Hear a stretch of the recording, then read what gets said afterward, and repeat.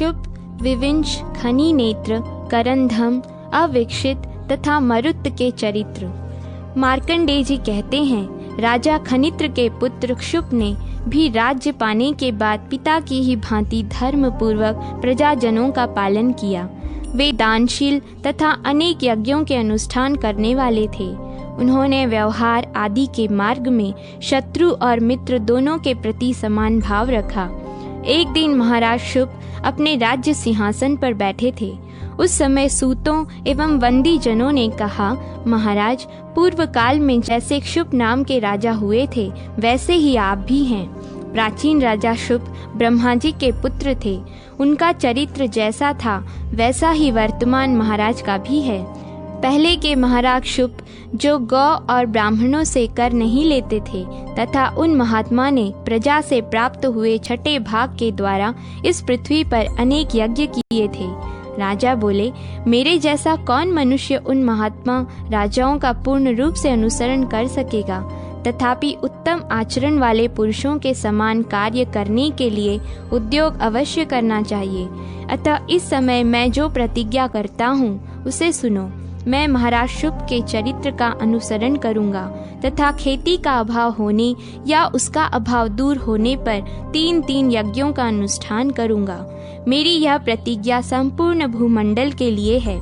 आज के पहले गौ और ब्राह्मणों ने जो राज कर दिया है वह सब उन्हीं के सेवा में लौटा दूंगा। ऐसी प्रतिज्ञा करके राजा शुभ ने सब कुछ वैसा ही किया। वे खेती मारी जाने पर 3 यज्ञों का अनुष्ठान करते थे। पहले गौ ब्राह्मणों ने पूर्व के राजाओं को जितना कर दिया था उतना धन उन्होंने उन्हें लौटा दिया। उनकी पत्नी प्रमथा के गर्भ से वीर नाम का उत्तम पुत्र हुआ। उसने अपने प्रताप और पराक्रम से पृथ्वी के समस्त राजाओं को अपने वश में कर लिया था। विदर्भ राजकुमारी नंदिनी उसकी प्रियतमा पत्नी थी, जिसके गर्भ से उसने विविंश नामक पुत्र को जन्म दिया। विविंश भी महाबलवान राजा हुआ। उसके शासनकाल में आबादी अधिक हो जाने से समूची पृथ्वी मनुष्यों से भर गई थी। समय पर वर्षा होती, पृथ्वी पर खेती लहलहाया करती, खेती में अच्छे दाने लगते और दानों में पूर्ण रस भरे रहते थे। वे रस मनुष्यों के लिए पुष्टिकारक होते, किंतु वह पुष्टि उन्माद पैदा करने वाली नहीं होती थी। लोगों के पास जो धन का संग्रह होता वह उनके मद का कारण नहीं बनता था। विविंश के प्रताप से शत्रु सदा भयभीत रहते थे। प्रजा स्वस्थ थी और सुहृदय वर्ग भली भांति पूजित हो प्रसन्नता प्राप्त करता था। राजा विविंश बहुत से यज्ञों का अनुष्ठान तथा पृथ्वी का भली भांति पालन करके संग्राम में मृत्यु पाकर यहाँ से इंद्रलोक में चला गया। विविंश का पुत्र खनिनेत्र हुआ, जो महाबलवान और पराक्रमी था। उसके यज्ञों में गंधर्व गण विस्मित हो यह गाथा गाया करते थे, खनिनेत्र के समान दूसरा राजा इस पृथ्वी पर नहीं होगा, क्योंकि उन्होंने 10,000 यज्ञ पूर्ण करके समुद्र सहित यह सारी पृथ्वी दान कर दी थी। महात्मा ब्राह्मणों को समूची पृथ्वी का दान दे उन्होंने तपस्या से द्रव्य संग्रह किया और उनके द्वारा पृथ्वी को छुड़ाया। राजा खनिनेत्र ने 67,6767 यज्ञ किए थे और सब में प्रचुर दक्षिणा दी थी। राजा को कोई पुत्र नहीं था, इसलिए वे पाप नाशिनी गोमती के तट पर गए और वहां मन, वाणी एवं शरीर को संयम में रखकर घोर तपस्या करने लगे। संतान के लिए उन्होंने इंद्र का स्तवन किया। उनके स्तोत्र, तपस्या और भक्ति से संतुष्ट होकर इंद्र ने कहा, राजन, मैं तुम पर बहुत प्रसन्न हूँ, कोई वर मांगो। राजा बोले, देवेश्वर, मुझे कोई पुत्र नहीं है, अतः आपकी कृपा से मुझे पुत्र प्राप्त हो। वह पुत्र समस्त शस्त्रधारियों में श्रेष्ठ, अक्षय ऐश्वर्य से युक्त, धर्म पालक तथा धर्मज्ञ हो। इंद्र ने एवमस्तु कहकर आशीर्वाद दिया। राजा का मनोरथ पूर्ण हो गया। अब वे प्रजा का पालन करने के लिए अपने नगर में आए। वहां वे विधि पूर्वक यज्ञ का अनुष्ठान तथा धर्म पूर्वक प्रजा का पालन करने लगे। उस समय इंद्र की कृपा से उन्हें एक पुत्र हुआ, जिसका नाम उसके पिता ने बलाश्व रखा। फिर राजा ने पुत्र को संपूर्ण अस्त्र शस्त्रों की शिक्षा दी। पिता के मरने के बाद जब बलाश्व राज्य सिंहासन पर आसीन हुए, तब उन्होंने पृथ्वी के संपूर्ण राजाओं को अपने वश में कर लिया। परंतु बहुत से पराक्रमी राजा जो सब प्रकार के साधन और धन से संपन्न थे, एक साथ मिल गए और उन्होंने राजा बलाश्व को उनकी ही राजधानी में घेर लिया। नगर पर घेरा पड़ जाने से राजा बलाश्व को बड़ा क्रोध हुआ, परंतु उनका खजाना खाली हो चुका था। इसलिए सैनिक बल की कमी हो जाने से वे अत्यंत विकल हो गए थे। जब उन्हें कोई और शरण नहीं दिखाई दी, तब वे आर्त हो दोनों हाथ मुंह के आगे करके जोर जोर से सांस लेने लगे। फिर तो उनके हाथ की अंगुलियों के छिद्र से मुख की वायु से प्रेरित हो सैकड़ों योद्धा, रथ, हाथी और घोड़े निकलने लगे। क्षण भर में राजा का सारा नगर बहुत बड़ी सेना से भर गया। तब उस विशाल सेना के साथ नगर से बाहर निकलकर उन्होंने उन शत्रु राजाओं को परास्त किया और सबको अपने अधीन करके उन पर कर लगा दिया। कर का दमन करने से उन्होंने शत्रुओं का दाह करने वाली सेना उत्पन्न की थी। इसलिए वे राजा बलाश्व करंधम कहलाने लगे। करंधम धर्मात्मा, सब प्राणियों के मित्र तथा तीनों लोकों में विख्यात थे। जब राजा संकट में पड़े थे, तब साक्षात उनके धर्म ने उनके पास पहुंचकर शत्रुनाशक सेना प्रदान की थी और फिर स्वयं ही उसे अदृश्य कर दिया। राजा वीर्यचंद्र की सुंदरी कन्या वीरा ने, जो उत्तम व्रतों का पालन करने वाली थी, स्वयंवर में महाराज करंधम का वरण किया था। उसके गर्भ से महाराज ने अविक्षित नामक पुत्र उत्पन्न किया। उसके इस नाम का प्रसंग सुनो। पुत्र उत्पन्न होने पर राजा करंधम ने उसके ग्रह आदि के विषय में ज्योतिषियों से पूछा। तब ज्योतिषियों ने कहा, महाराज, आपका पुत्र उत्तम मुहूर्त, श्रेष्ठ नक्षत्र और शुभ लग्न में उत्पन्न हुआ है। अतः यह महान पराक्रमी, परम सौभाग्यवान तथा अधिक बलशाली होगा। बृहस्पति और शुक्र 7वें स्थान में तथा चंद्रमा 4थे स्थान में रहकर इस बालक को देखते हैं। 11वें स्थान में स्थित बुध भी इसको देखते हैं। सूर्य, मंगल और शनिश्चर की इस पर दृष्टि नहीं है। अतः यह सब प्रकार की संपत्तियों से युक्त होगा। ज्योतिषियों की बात सुनकर राजा करंधम के मन में बड़ी प्रसन्नता हुई। वे बोले, इसे बृहस्पति और बुध देखते हैं और सूर्य, शनिश्चर एवं मंगल से वह अविक्षित है, इसलिए इसका नाम अविक्षित होगा। करंधम के पुत्र अविक्षित वेद वेदांगों के पारंगत विद्वान हुए। उन्होंने मुनिवर कण्व के पुत्र से संपूर्ण अस्त्र विद्या की शिक्षा ग्रहण की। वे रूप में अश्विनी कुमार, बुद्धि में बृहस्पति, कांति में चंद्रमा, तेज में सूर्य, धैर्य में समुद्र और क्षमा में पृथ्वी के समान थे। वीरता में तो उनकी समानता करने वाला कोई था ही नहीं। एक समय की बात है, वे वैदिश के राजा विशाल की कन्या वैशालिनी को प्राप्त करने के लिए उसके स्वयंवर में गए। वह सुंदर दांतों वाली सुंदरी समस्त राजाओं की उपेक्षा करके चली जा रही थी। इतने में ही अविक्षित ने उसे बलपूर्वक पकड़ लिया। उन्हें अपने बल का बहुत अभिमान था। उनके इस कार्य से अन्य समस्त राजाओं का, जो बहुत बड़ी संख्या में एकत्रित थे, अपमान हुआ। अतः वे खिन्न होकर एक दूसरे से कहने लगे, अनेक बलशाली राजाओं के होते हुए किसी एक के द्वारा नारी का अपहरण हो और आप लोग उसे क्षमा कर दें, यह तो धिक्कार देने योग्य बात है। क्षत्रिय वह है जो दुष्ट पुरुषों से सताए जाने वाले की रक्षा करे, उनकी क्षति न होने दे। जो ऐसा नहीं करते, वे लोग इस नाम को व्यर्थ ही धारण करते हैं। संसार में कौन मनुष्य मृत्यु से नहीं डरता, किंतु युद्ध न करके भी कौन अमर रह गया है। यह विचार कर शस्त्रधारी क्षत्रियों को पुरुषार्थ का त्याग नहीं करना चाहिए। यह सुनकर सब राजा अमर्ष में भर गए और परस्पर सलाह करके सभी हथियार ले उठ खड़े हुए। कुछ रथों पर जा बैठे, कुछ हाथियों और घोड़ों पर सवार हुए तथा दूसरे कितने ही राजा कुपित हो पैदल ही अविक्षित से लोहा लेने को जा पहुँचे। अविक्षित अकेले थे। उनके विरोध में बहुत से राजा और राजकुमार थे। उनमें बड़ा भयंकर संग्राम हुआ। तलवार, शक्ति, गदा और धनुष बाण लिए हुए समस्त राजा अविक्षित पर प्रहार करने लगे तथा राजकुमार अविक्षित भी अकेले ही उन सभी राजाओं से भिड़ गए और सैकड़ों बाणों से मारकर उन्हें घायल करने लगे। अविक्षित ने किसी की बाह काट डाली, किसी की गर्दन उड़ा दी, किसी की छाती छेद डाली और किसी के वक्ष में प्रहार किया। शत्रुओं के आते हुए बाणों को वे बाण मारकर 2 टुकड़े कर देते थे, किसी की तलवार काट देते और किसी का धनुष खंडित कर देते थे। कोई राजकुमार अपना कवच कट जाने के कारण पलायन कर गया, दूसरा अविक्षित के बाणों से घायल होकर पैदल ही रणभूमि से भाग गया। इस प्रकार जब राजाओं की सारी मंडली व्याकुल हो गई, तब 700 वीर मरने का निश्चय करके युद्ध के लिए डट गए। उन सब को अपने उत्तम कुल, युवावस्था तथा शौर्य की लाज रखनी थी। जब सारी सेना परास्त होकर भागने लगी, तब वे ही 700 राजा एक साथ मिलकर अविक्षित से युद्ध करने लगे। अविक्षित अत्यंत क्रोध में भरकर धर्म युद्ध के नियम से लड़ने लगे। उन्होंने उन सब के हथियारों और कवचों को काट गिराया। तब उन राजाओं ने धर्म से विमुख हो चारों ओर अविक्षित को घेर लिया और सब ओर से उन्हें हजारों बाणों से बींधने लगे।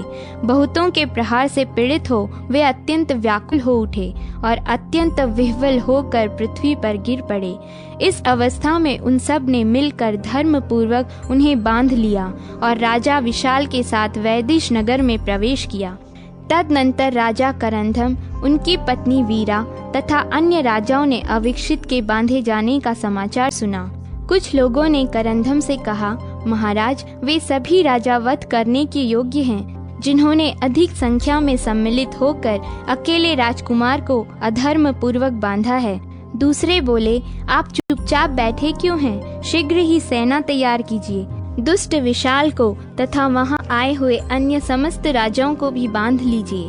उन सब की यह बात सुनकर वीर पुत्रा वीरा ने, जो वीर वंश में उत्पन्न एवं वीर पति की पत्नी थी, हर्ष में भरकर कहा, राजाओं, मेरे पुत्र ने जो समस्त राजाओं को जीतकर जो बलपूर्वक कन्या को अपने अधिकार में कर लिया है, यह ठीक ही किया है। इसके लिए मन में चिंता करने की आवश्यकता नहीं है।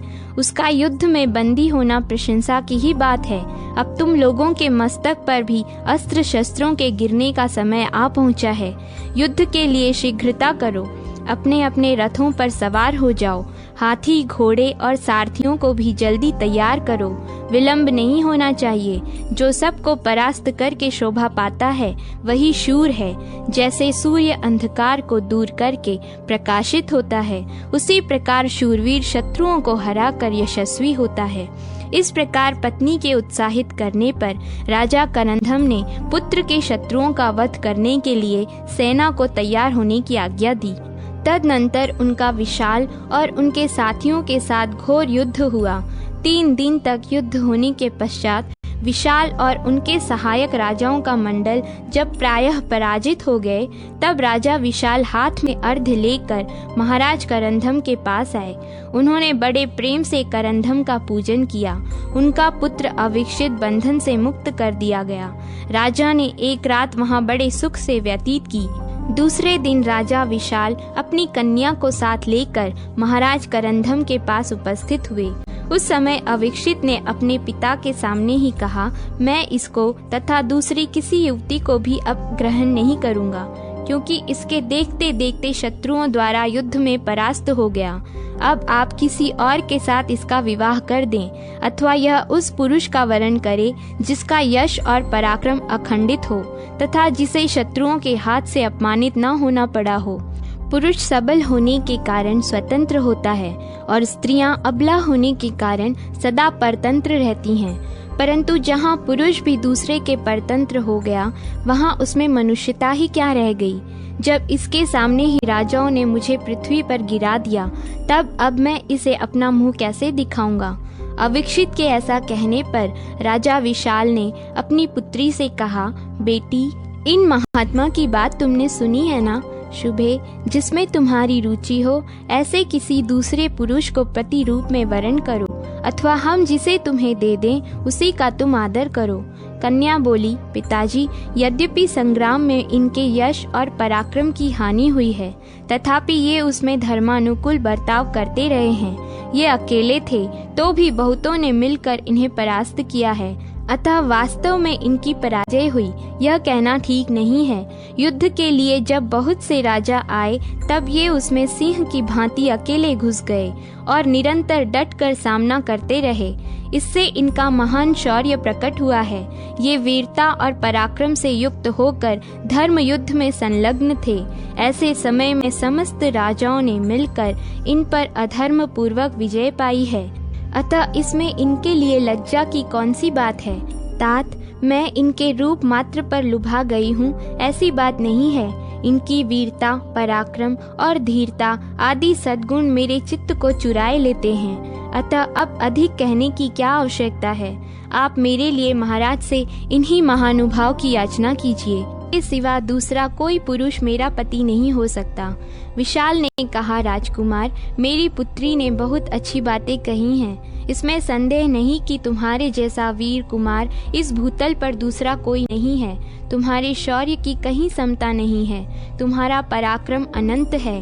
वीर, तुम मेरी कन्या का पानी ग्रहण करके मेरे कुल को पवित्र करो। तब महाराज करंदम ने अपने पुत्र को समझाते हुए कहा, बेटा, तुम राजा विशाल की कन्या को स्वीकार करो। इस सुंदरी का तुम्हारे प्रति अत्यंत दृढ़ अनुराग है। राजकुमार ने कहा, पिताजी, मैंने पहले कभी आपकी आज्ञा का उल्लंघन नहीं किया है, अतः ऐसी आज्ञा दीजिए जिसका मैं पालन कर सकूं। उस राजकुमार का अत्यंत निश्चित विचार देख विशाल ने व्याकुल होकर अपनी कन्या से कहा, बेटी, अब तुम इनकी ओर से अपना मन हटा लो और दूसरे को पति रूप में वरण करो। यहाँ बहुत से राजकुमार हैं। कन्या बोली, पिताजी, यदि ये मुझको नहीं ग्रहण करना चाहते तो मैं तपस्या करके इन्हें अपना पति बनाऊंगी। इस जन्म में इनके सिवा दूसरा कोई मेरा पति नहीं होगा। तदनंतर राजा करंदम राजा विशाल के साथ प्रसन्नता पूर्वक 3 दिनों तक टिके रहे, फिर अपने नगर को लौट आए। अविक्षित को उनके पिता तथा अन्य राजाओं ने प्राचीन दृष्टांतों के द्वारा बहुत कुछ समझाया। इससे वे भी उनके साथ नगर में लौट आए। राजकन्या वैशालिनी अपने बंधु बांधवों से विदा ले वन में चली गई और वहां दृढ़ वैराग्य में स्थिर हो निराहार रहकर तपस्या करने लगी। 3 महीनों तक उपवास करने के बाद उसको बड़ी पीड़ा हुई। वह अत्यंत दुबली हो गई और उसके शरीर की एक एक नाड़ी दिखाई देने लगी। उसका उत्साह मंद पड़ गया। वह मरणासन्न हो चली। तब उस राजकुमारी ने शरीर त्याग देने का विचार किया। उसका अभिप्राय जानकर देवताओं ने उसके पास एक दूत भेजा। दूत ने वहां आकर कहा, राजकुमारी, मैं देवताओं का दूत हूँ। देवताओं ने तुम्हारे पास मुझे जिस कार्य के लिए भेजा है उसे सुनो। यह मानव शरीर अत्यंत दुर्लभ है। तुम अकारण इसका परित्याग न करो। कल्याणी, तुम चक्रवर्ती राजा की जननी होगी। तुम्हारा पुत्र अपने शत्रुओं का संहार करके 7 द्वीपों के युक्त पृथ्वी का अखंड राज्य भोगेगा। कहीं भी उसकी आज्ञा का उल्लंघन नहीं होगा। वह चारों वर्णों को अपने अपने धर्म में स्थापित करके उन सब का पालन करेगा। लुटेरों, म्लेच्छों और दुष्टों का भी वध करेगा। उत्तम दक्षिणाओं से पूर्ण नाना प्रकार के यज्ञ करेगा।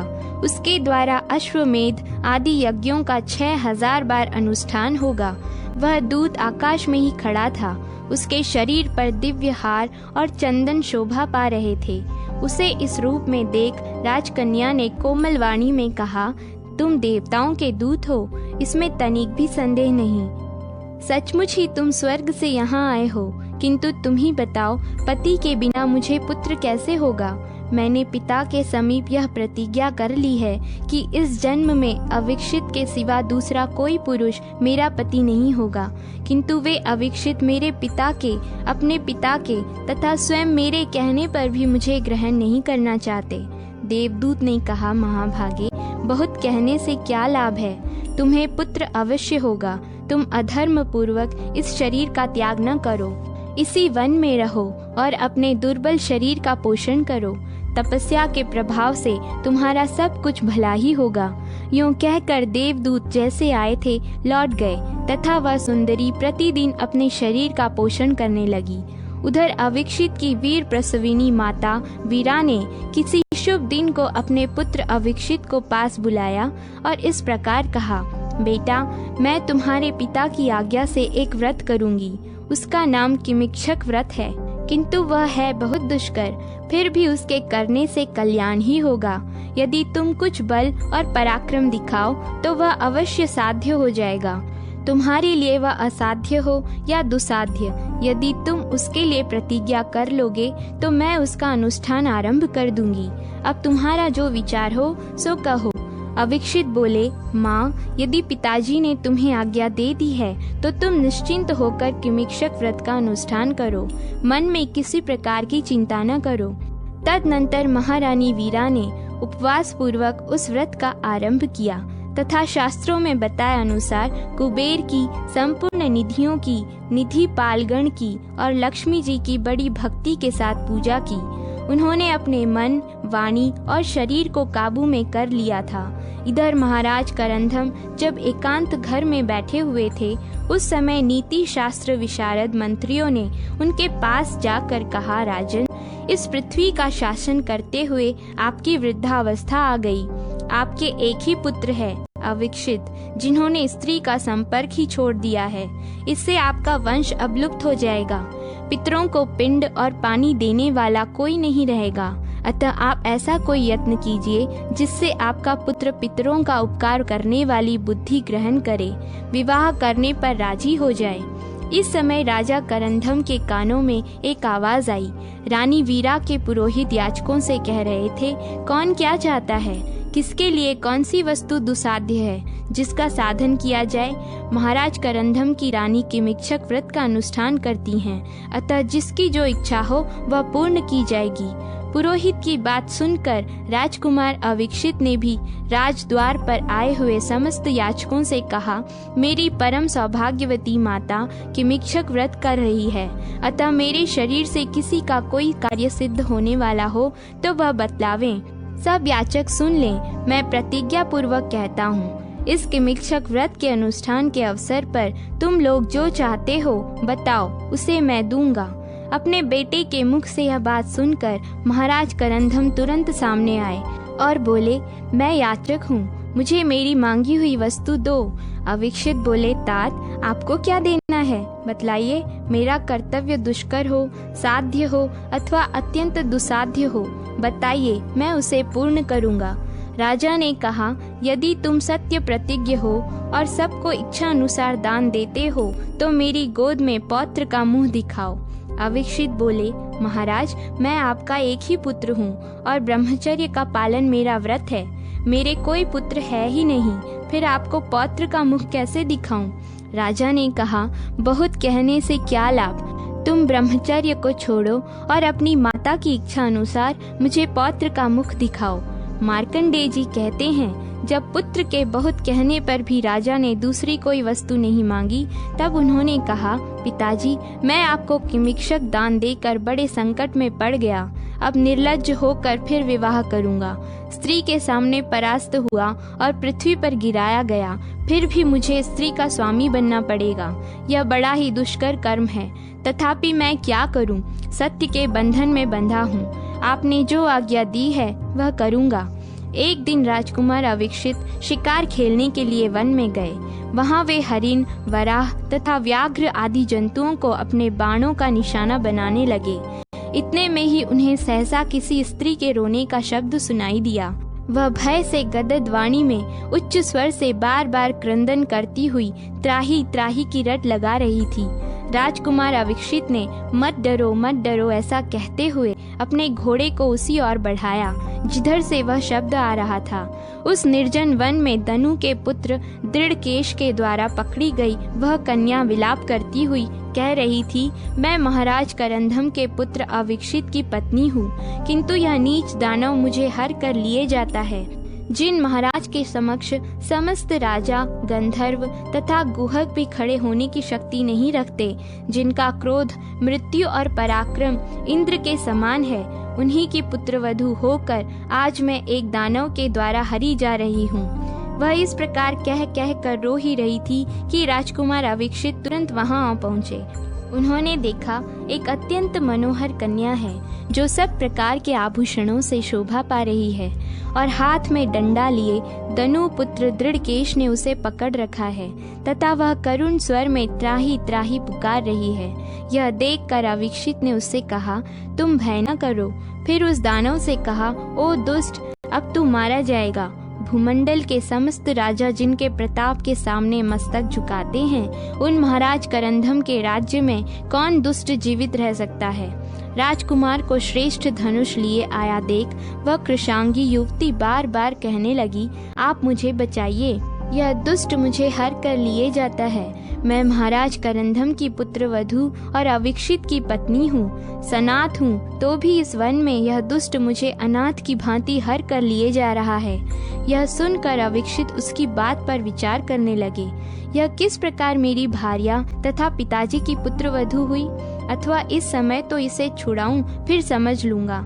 पीड़ितों की रक्षा करने के लिए ही क्षत्रिय हथियार धारण करते हैं। ऐसा निश्चय करके वीर अविक्षित ने उस खोटी बुद्धि वाले दानव से कुपित होकर कहा, पापी, यदि जीवित रहना चाहता है तो इसे छोड़कर चला जा, अन्यथा तेरे प्राण नहीं बचेंगे।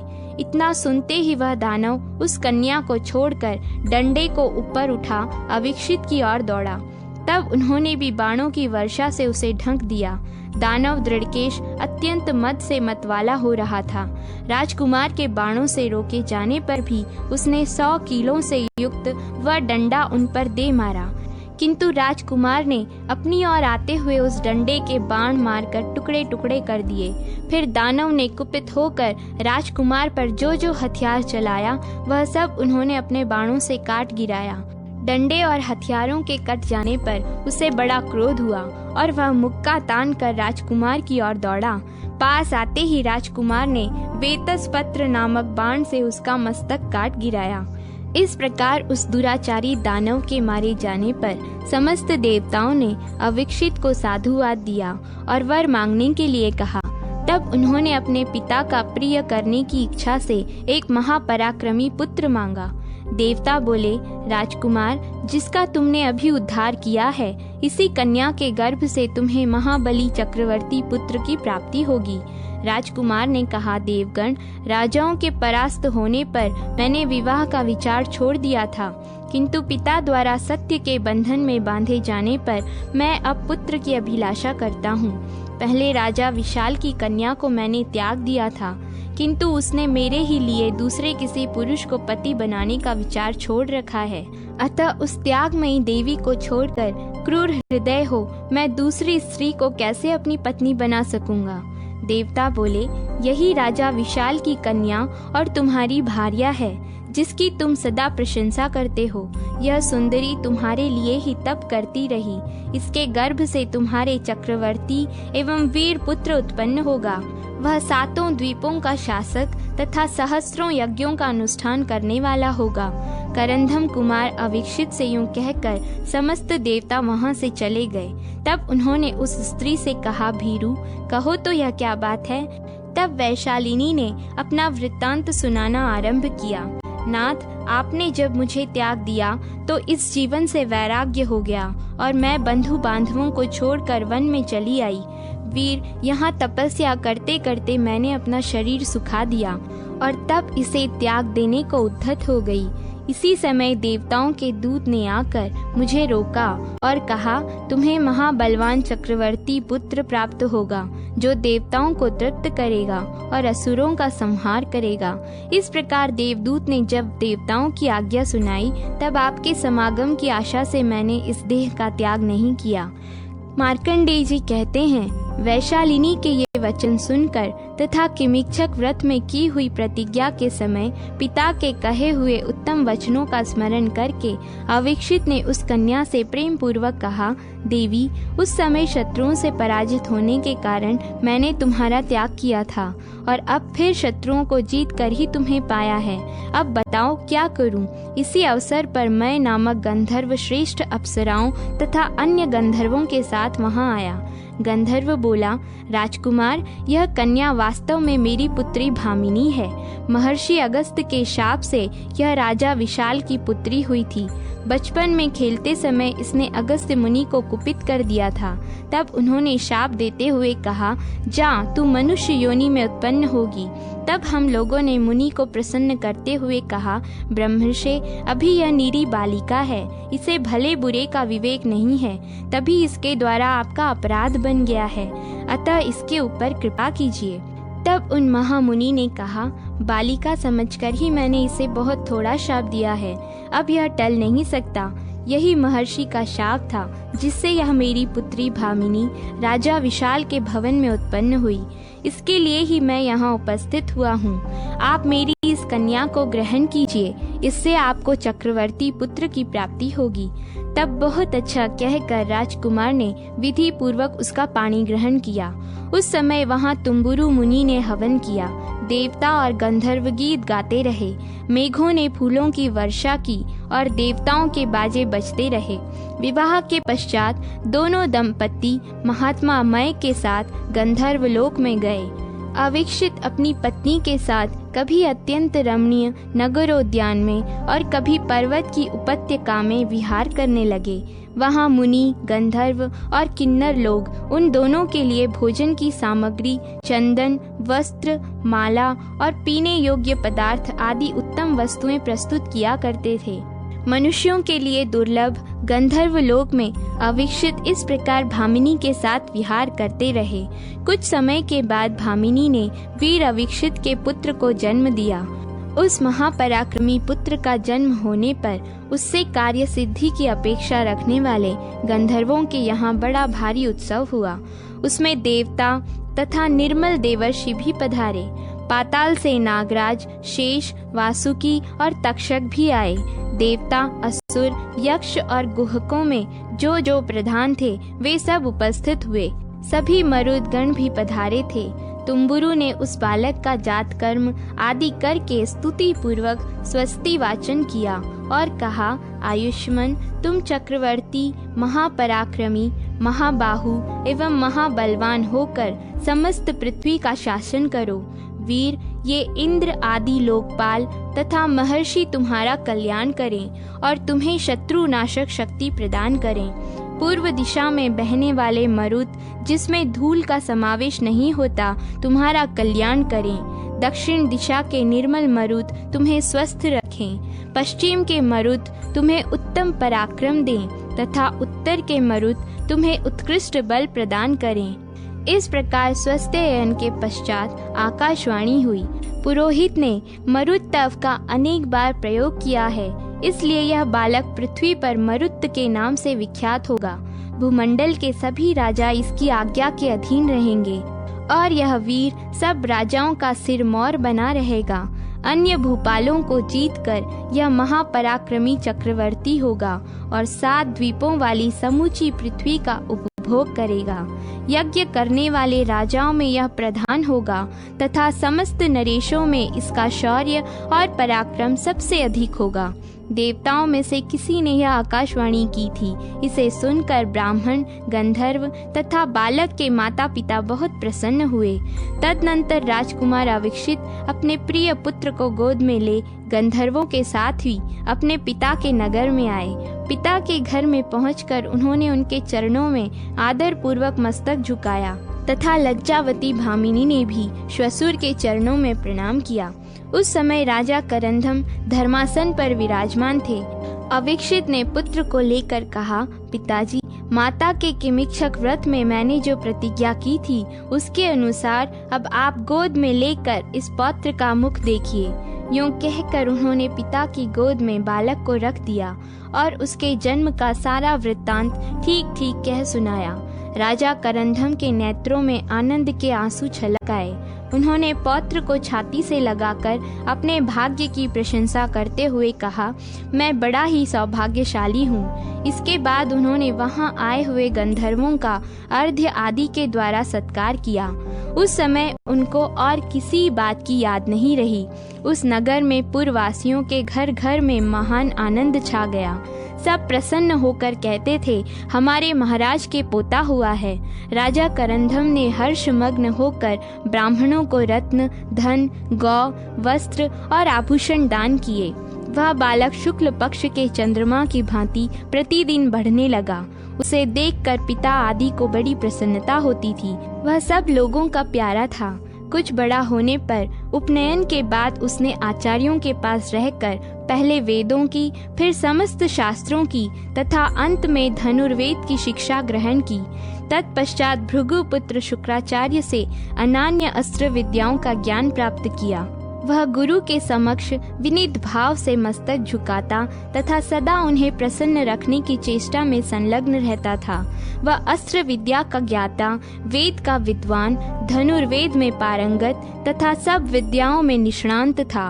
उस समय मरुत से बढ़कर दूसरा कोई नहीं था। राजा विशाल को भी जब अपनी पुत्री का सारा समाचार ज्ञात हुआ तथा दौहित्र की उत्तम योग्यता सुनाई पड़ी, तब उनका मन आनंद में निमग्न हो गया। पौत्र को देखने से महाराज करंधम का मनोरथ पूर्ण हो गया। उन्होंने अनेक यज्ञ किए और याचकों को बहुत दान दिए। तदनंतर वन जाने के लिए उत्सुक होकर उन्होंने अपने पुत्र अविक्षित से कहा, बेटा, मैं बूढ़ा हो गया हूँ, अब वन में तपस्या के लिए जाऊंगा। तुम मुझसे यह राज्य ले लो, मैं कृतकृत्य हूँ। तुम्हारा राज तिलक करने के अतिरिक्त दूसरा कोई कार्य शेष नहीं है। यह सुनकर राजकुमार अविक्षित ने बड़ी विनम्रता के साथ पिता से कहा, तात, मैं पृथ्वी का पालन नहीं कर सकूंगा। मेरे मन से लज्जा अभी दूर नहीं होती। आप इस राज्य पर किसी और को नियुक्त कीजिए। मैं बंधन में पड़ने पर पिता के हाथों मुक्त हुआ हूँ, अपने बल से नहीं। अतः उसमें क्या पौरुष है? जिनमें पौरुष हो वे ही इस पृथ्वी का पालन कर सकते हैं। जब मैं अपनी भी रक्षा करने में समर्थ नहीं हूँ, तब इस पृथ्वी की रक्षा कैसे कर सकूंगा? इसलिए राज्य किसी और को दे दीजिए। पिता बोले, बेटा, पुत्र के लिए पिता और पिता के लिए पुत्र भिन्न नहीं है। यदि पिता ने तुम्हें बंधन से छुड़ाया तो यही मानना चाहिए कि किसी दूसरे ने नहीं छुड़ाया है। पुत्र ने कहा, महाराज, मेरे हृदय का भाव बदल नहीं सकता। जो पिता की कमाई हुई संपत्ति भोगता है, जो पिता के बल से ही संकट से उद्धार पाता है तथा पिता के नाम पर ही जिसकी ख्याति होती है, अपने गुणों से नहीं, ऐसा मनुष्य कभी कुल में उत्पन्न न हो। जो स्वयं ही धन का उपार्जन करते, स्वयं ख्याति पाते और स्वयं ही संकटों से मुक्त होते हैं, ऐसे पुरुषों की जो गति होती है वही मेरी भी हो। पिता के बहुत कहने पर भी जब अविक्षित पूर्वोक्त उत्तर देते ही चले गए, तब महाराज करंधम ने उनके पुत्र मरुत को ही राजा बना दिया। पिता की आज्ञा के अनुसार पितामह से राज्य पाकर मरुत अपने सुहृदयों का आनंद बढ़ाते हुए उसका भली भांति पालन करने लगे। राजा करंधम अपनी पत्नी वीरा को साथ ले वन में तपस्या के लिए चले गए। वहाँ मन, वाणी और शरीर को संयम में रखकर उन्होंने 1000 वर्षों तक दुष्कर तपस्या की और अंत में शरीर त्याग कर वे इंद्रलोक में चले गए। उनकी पत्नी वीरा ने 100 वर्षों बाद तक कठोर तप किया। उसके सिर पर जटाएं बढ़ी हुई थी, शरीर पर मैल जम गई थी। वह स्वर्ग में गए हुए अपने महात्मा पति का सालोक्य चाहती हुई फल मूल का आहार करके भार्गव के आश्रम पर तपस्या करती थी। ब्राह्मणों की स्त्रियों में रहकर उनकी सेवा में तत्पर रहती थी। क्रौष्टुकी बोले, भगवान, आपने करंधम और अविक्षित के चरित्र का मुझसे विस्तार पूर्वक वर्णन किया। अब मैं अविक्षित कुमार महात्मा मरुत का चरित्र सुनना चाहता हूँ। सुना जाता है उनका चरित्र अलौकिक था। वे चक्रवर्ती, महान सौभाग्यशाली, शूरवीर, सुंदर, परम बुद्धिमान, धर्मज्ञ, धर्मात्मा तथा पृथ्वी का धर्म पूर्वक पालन करने वाले थे। मार्कंडेय जी ने कहा, पिता के आदेश से पितामह का राज्य पाकर मरुत जिस प्रकार पिता अपने औरस पुत्रों की रक्षा करता है, उसी प्रकार प्रजाजनों का धर्म पूर्वक पालन करने लगे। ऋत्विजों और पुरोहित के आदेश से प्रसन्न होकर बहुत से यज्ञों का विधि पूर्वक अनुष्ठान किया और उनमें प्रचुर दक्षिणाएं दी। उनका शासन चक्र 7 द्वीपों में अबाध रूप से फैला हुआ था। आकाश, पाताल और जल आदि में भी उनकी गति कुंठित नहीं होती थी।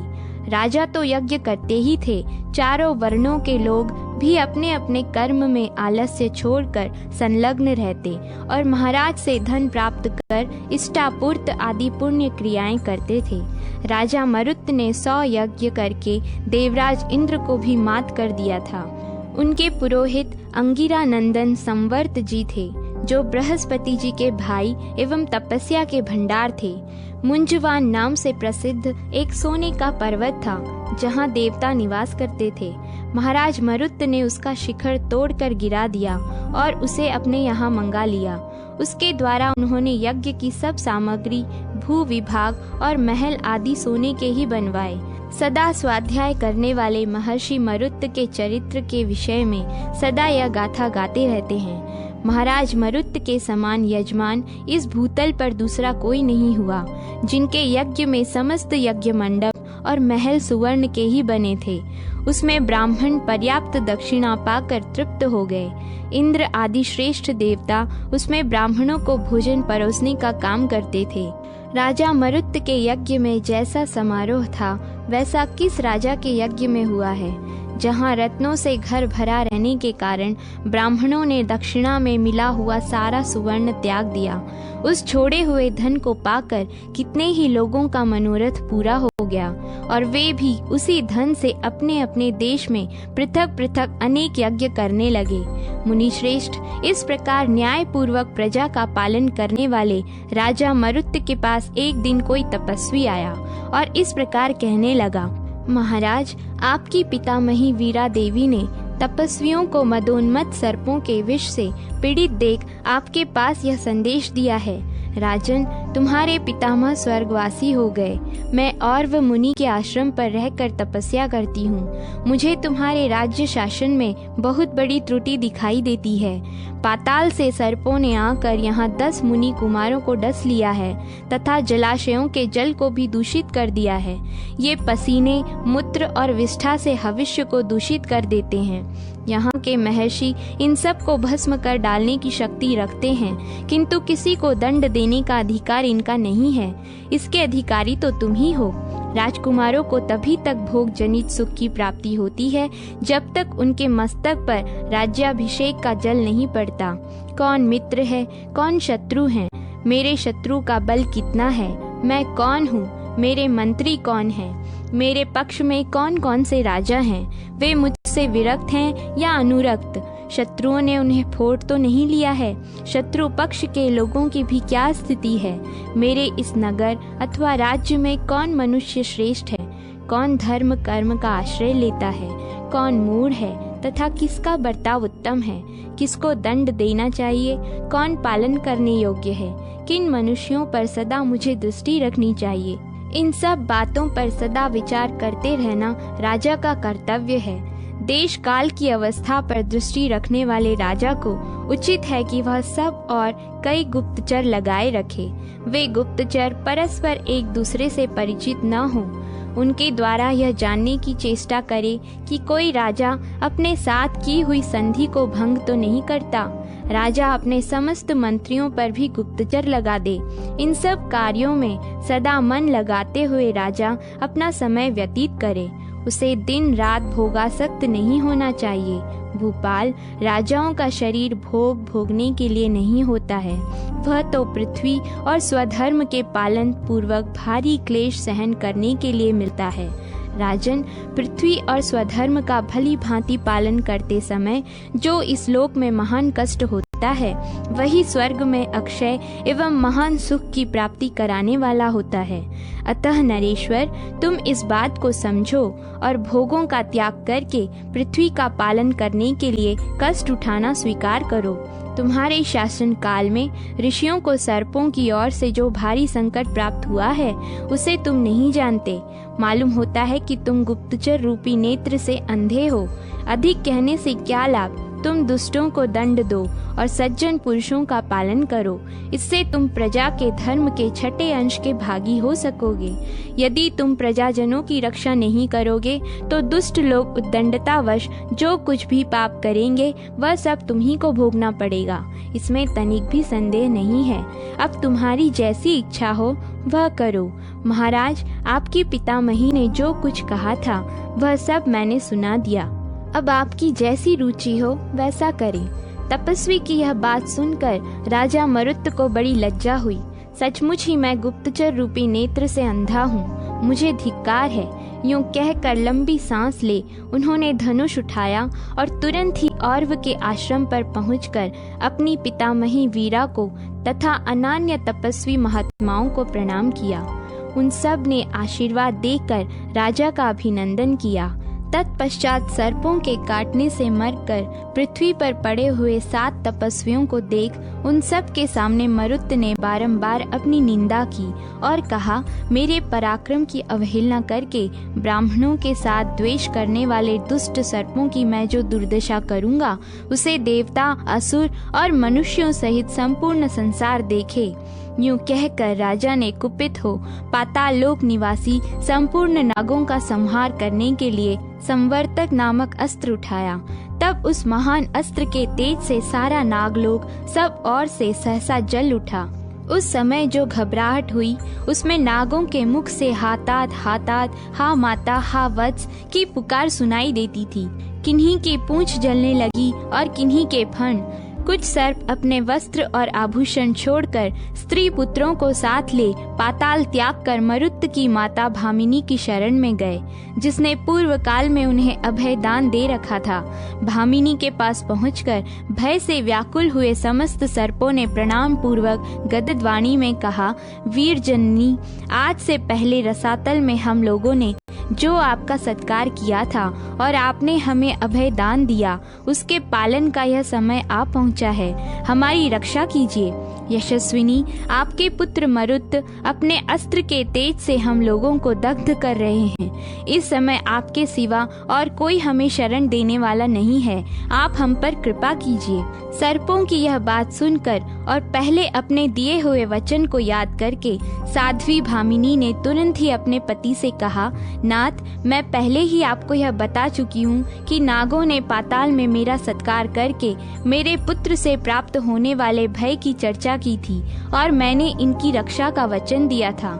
आज ये भयभीत होकर लौटे हैं और मेरी शरण आए हैं। मरुत के अस्त्र से ये सब लोग दग्ध हो रहे हैं। जो मेरे शरणागत हैं वे आपके भी हैं, क्योंकि मेरा धर्माचरण आपसे पृथक नहीं है तथा मैं स्वयं भी आपकी शरण में हूँ। अतः आप अपने पुत्र मरुत को आदेश देकर रोकिए। मैं भी उससे अनुरोध करूँगी।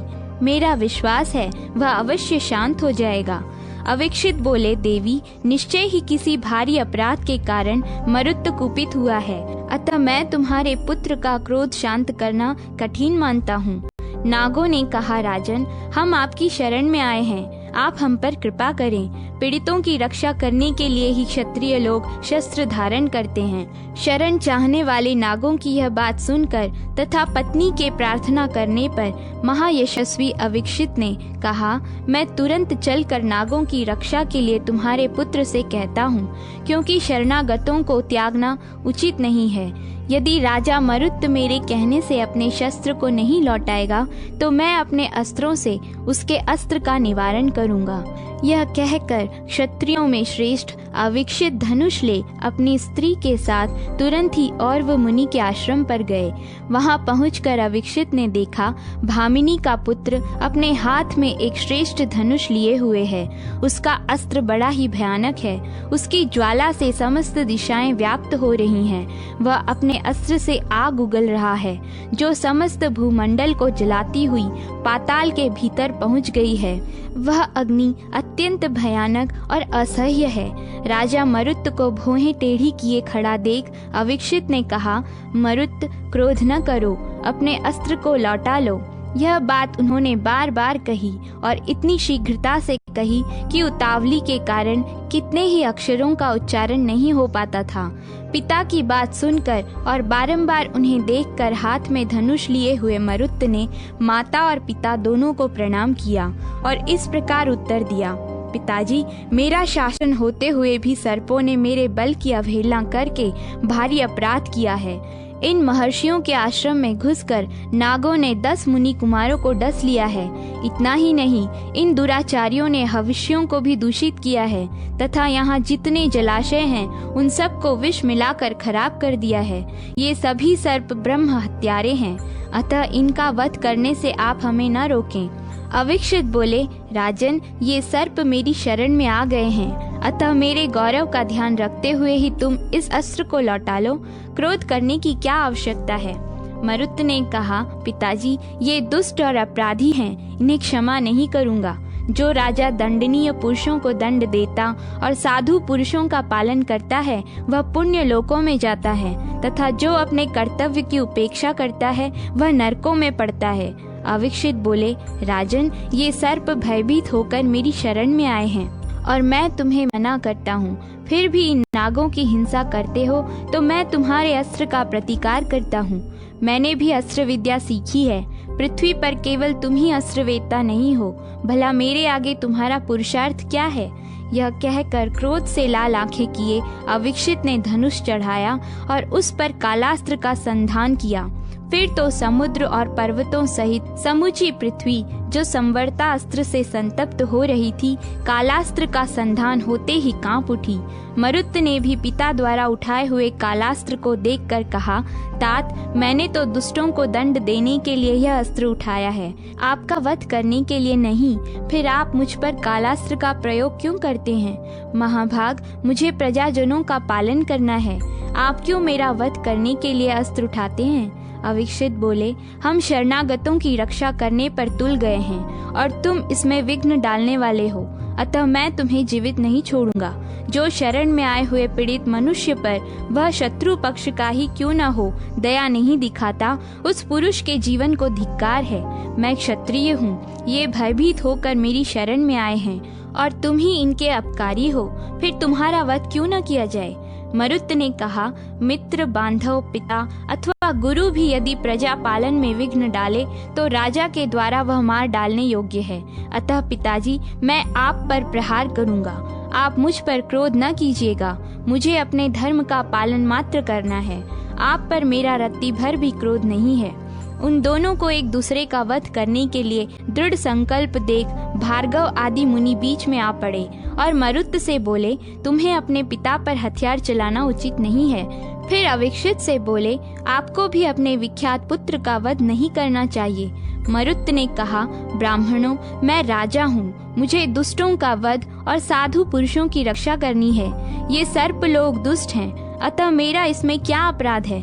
अविक्षित बोले, मुझे शरणागतों की रक्षा करनी है और यह उन्हीं शरणागतों का वध करता है, अतः मेरा पुत्र होने पर भी अपराधी है।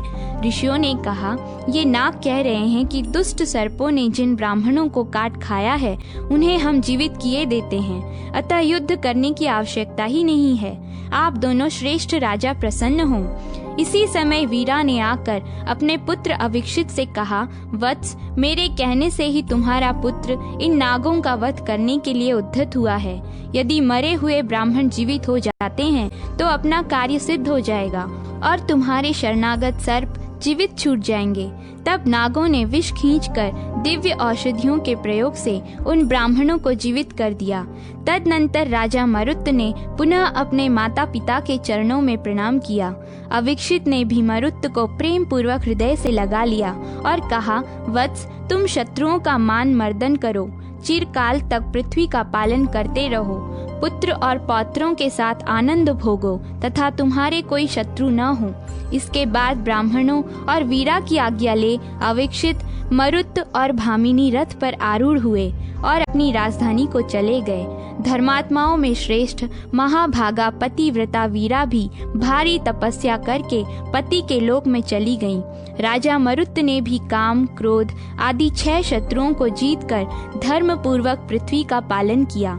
महाबली महाराज मरुत का ऐसा ही पराक्रम था। 7 द्वीपों में कहीं भी उनकी आज्ञा का उल्लंघन नहीं होता था। उनके समान दूसरा कोई राजा न हुआ है न होगा। वे सत्व तथा पराक्रम से युक्त और महान तेजस्वी थे। द्विजश्रेष्ठ महात्मा मरुत के उत्तम जन्म एवं चरित्र की यह कथा सुनने से मनुष्य सब पापों से मुक्त हो जाता है।